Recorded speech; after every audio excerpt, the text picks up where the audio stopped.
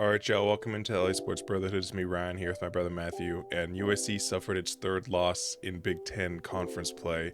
All three losses came in devastating fashion. This time, it's the second week in a row where SC feels like they could have had the game down late. I will say, Minnesota, that really felt like a slog away game, just kind of nasty. This game against Penn State was significantly more frustrating, if somehow that makes sense. Even though Penn State was the number 4 in the country, this game felt like they were in control and they should have been the entire game. And we'll get into it further. I'm going to let you go where you want to go with it. And the implications of this loss are kind of devastating for the season as well. But yeah, I guess we could start with this and then take it wherever you want. But am I wrong in saying that this loss, despite it making more sense, like conceptually, losing to the fourth ranked team, like it feels so much worse? Yeah, I mean it's the worst loss of the season, for us fans. Not just because it just crushed all playoff hopes, but like you said, we controlled the whole game. Michigan was like a great comeback by us, and we fell short even though we should have won. Minnesota, those things happen. I mean, look at the Pete Carroll teams with Corvallis. A conference road game is never easy, and we've been talking about this in college football for 100 years. Yeah. So that just kind of felt like one of those games. It happens to a lot of teams, even the best teams. This one, you should have beat the number 4 seed in the country. Like you should have beat them. You were up at halftime, then you should have controlled the game for the third and fourth quarter. But you let them come back a little bit, and then you score in the fourth quarter. All you gotta do is get one stop, you win the game. Okay, they score. All you gotta do is put 3 points on the board, you win the game. And they just blew it, and it was by far to me like the most frustrating loss because they're the number 3 team now, and we looked better than them. We looked like the better football team. So not specifically to this Penn State game, but overall, the one thing I can say about this USC team is just mistakes. We should be a. It sounds crazy. We should be a top 5 team right now. We're one play away from all 3 games. If we make a tackle in that Michigan game against Mullings, we probably win that football game. In that Minnesota game, we're up 7. We got the ball in Minnesota territory. If we don't throw a pick there, we score. We're up 14 in the fourth quarter. We probably win that game. If Miller Moss hits Deuce Robinson had a lot of separation on that third down play. We get 10 yards there. We kick a field goal. We win that game. All 3 of these games we should have won. They were very winnable football games. But why did we lose? We lost because of mistakes. And I'm talking all kinds of mistakes. Coaching mistakes from Lincoln Riley, missed throws from Miller Moss, drops from the receivers, penalties. This USC team, every single loss we've had has come down to the mistakes that we've made. And it's so frustrating for USC fans. Yeah. I am going to save talks of specific points in the game for your breakdown and just as like this is more of a comprehensive look, and I think for me at least this was kind of the worst slash best case scenario for basically every group of SC fans. This game kind of encapsulated all of it. If you were a doubter, you can say, I told you so. This, like, well, the line's not good, Ligarella, whatever, blah, blah, blah. But if you're someone that, like, has a lot of faith, you're just a normal fan, I guess, like, always optimistic, you can say, oh my God, we just should have beat the number 4 team in the country. Like, I told you so. We have it, and they're both right, which is the most frustrating thing. People that are doubting this regime, which frankly, I'm going to probably make a specific video about this. I'm leaning more towards that side now than I was before. Like, they're pretty justified in assuming they're rational about what they're saying. But at the same time, you are right. Literally 3 plays separate a team. Right now, we would be ahead of Ohio State, ahead of Georgia, ahead of like literally, yeah, top 5 team in the country. And I don't think they would be a top 5 team talent wise, or I would trust them to beat the other teams. But just resume wise, they would be there. They would have 3 top 10 or 2 top 10 wins. LSU's in the top 10 now. Penn State was 4. Like they have the resume would have been crazy. But I think that kind of brings me to my biggest contention. And again, I tease a little bit. I don't like what this means for Lincoln Riley. Not just the loss because coaches lose. Ryan Day is going through this right now. He's 1-7 now against teams in the top five. Like, it's not really just that. It's more so that the way we're talking about this team and the way it's like, oh, we're close. We just need a little more. Like, that's what I expect from year one of a coach. We're in Lincoln Riley's second year one. His first literal year one when he was with SC, he came to SC, horrible roster. Caleb Williams saved us, whatever. Last year it was okay. We he kept Grinch is still here. That's why we're losing. By the way, he's the head coach. He controlled Grinch staying. Feel like people glossed over that when they try to defend Riley. But now we're in year three, but it's technically a year one because it's the first time with the new DC, and we're in a new conference. And next, if Juju ends up staying committed, where Lincoln Riley's gonna have another. Oh well, Juju's just a freshman, and if we go 7-5 or whatever, like 8-4, it's okay. Just wait until next year.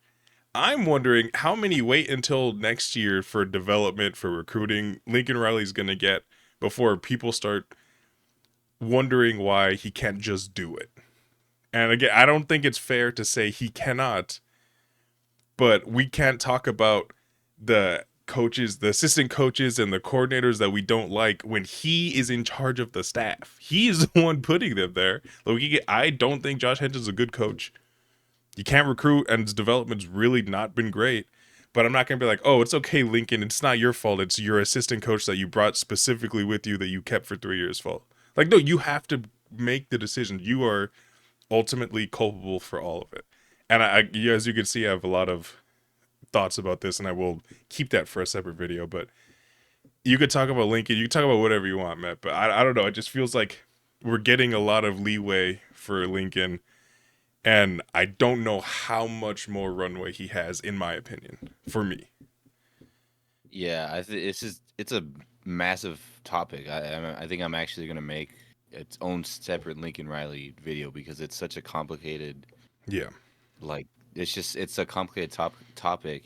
Considering I don't think people know college football. Everything is on the head coach, from the preparation to every single staff member. Like, it's your program, so everything, no matter what it is, falls under Lincoln Riley.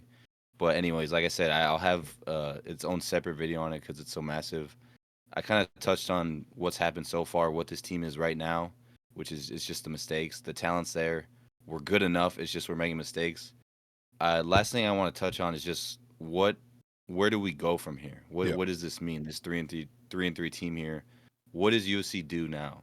And I still think they're playing for a lot. Obviously, the playoffs done, Big Ten's done, but you're playing for recruits. You're playing to prove that you can compete in the Big Ten.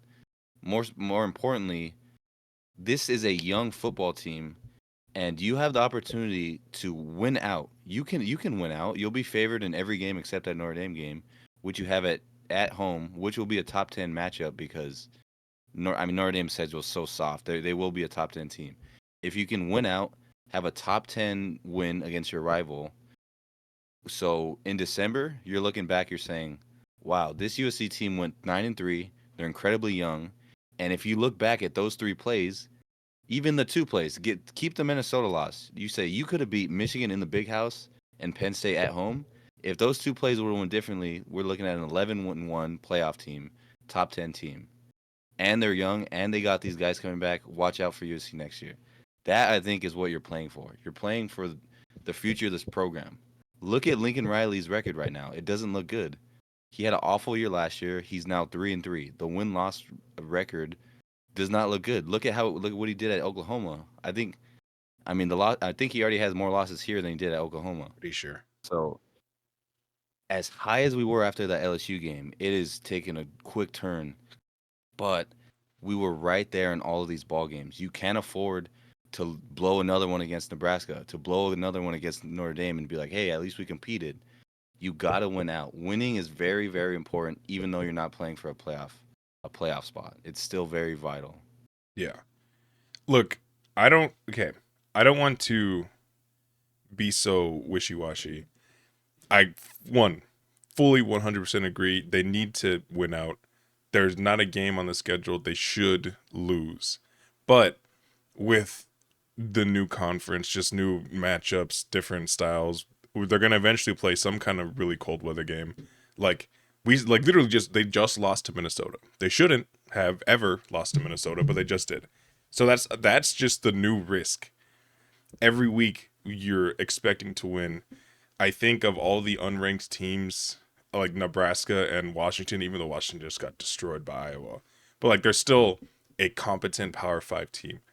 Even Rutgers is like playing hard or whatever. Like there's no easy weeks, and the margin for error for this team, this current iteration of USC, is so slim that you're basically begging, not even begging, you need perfection from at least Miller Moss and at least Kamari Ramsey and at least Mason Cobb at this point and like all of these guys that were supposed to be supports for the greater pillars.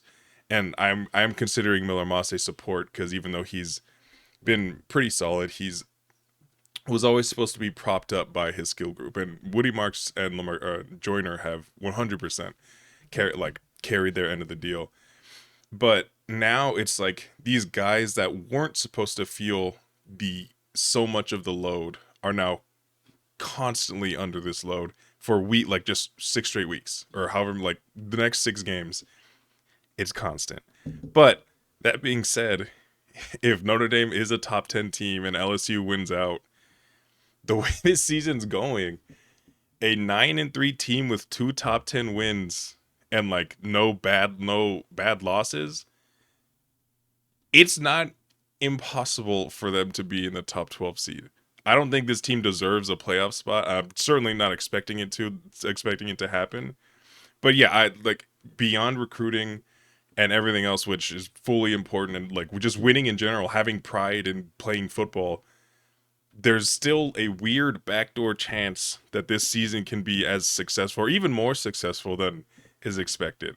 So I think this is really where the test of Lincoln Riley starts, like officially fully. I'm by no means calling for him to be fired, but I do think a coach that is as elite as Lincoln Riley is supposed to be will see that this next 6 game stretch is probably the most important of his career. Like if he can show that they can take these injuries and the losses and the heartbreak and turn it into success, they could still maintain a like positive culture.